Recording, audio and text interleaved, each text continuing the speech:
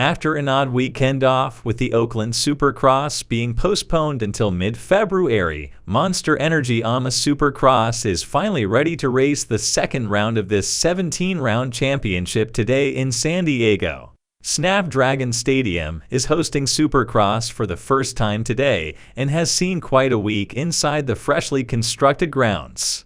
Last Saturday, Monster Jam had a show within this stadium while it poured down rain in Southern California. By Monday, the rain was finally coming to an end, but the dirt within the stadium was completely drenched. Hello, welcome to the channel of M's Update Channel, a channel that collects various stories of the motocross industry to tell and analyze. Before going to watch, please press like, press share, press subscribe. Let's support each other too. And help by super thanks. Send it to me, I would be very grateful. And have encouragement to make the next clip. And apologize in the narration. I can't say, so I have to robot speak for me. Free practice started the day, and a small track change came up right away as the U-turn that was expected to be near the starting line was changes to just be a sweeper across the start straight between the two lanes that connect them.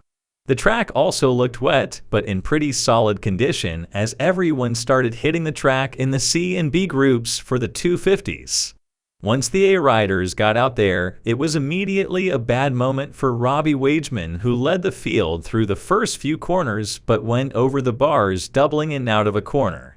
Wageman slowly rode back to the pits and slammed his helmet down as he walked off in frustration.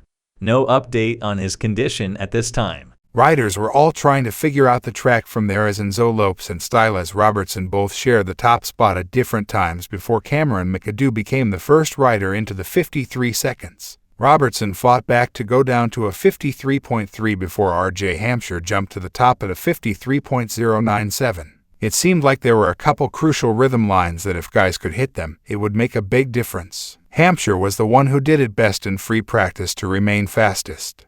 The 450A group was next to hit the track, and it was Jason Anderson leading the field around early on. Eli Tomac became the first person all day to go 3.34-2 in the long rhythm, and it catapulted him right to the top with a 51.922. Ken Roczen and Chase Sexton were also doing the quad early on as everyone was trying to figure it out. Roczen then had a fall near the end of the whoops about halfway through but bounced right back up no problem. Despite the best efforts from everyone else, that first good time Tomac put down held up the rest of the session without much extraneous activity going on. So far, Tomac on top in San Diego. 250 combined sessions. Jet Lawrence kicked off festivities in the second 250A qualifying group by getting the fake start hole shot and then getting a little wild through the first rhythm section and going right over the second turn berm. He was totally fine though as he ran back around the berm to retrieve his bike. Mitchell Oldenburg set the early pace, but Lawrence quickly went P1 with a 51.960. RJ Hampshire knocked him off the top moments later with a 51.496. The track had been extensively worked on between sessions, so the transitions being smoother seemed to provide a bit more speed in each section. With that in mind, Hampshire then became the first 250 guy on the day to dip down into the 50 seconds with a 50.968. Jet Lawrence was not to be denied though as he dropped his time down to a 50.524 with a minute remaining in the session. Hampshire took it back moments later, but Lawrence did him one better as the checkered flag waved and ran a 50.099 to qualify P1.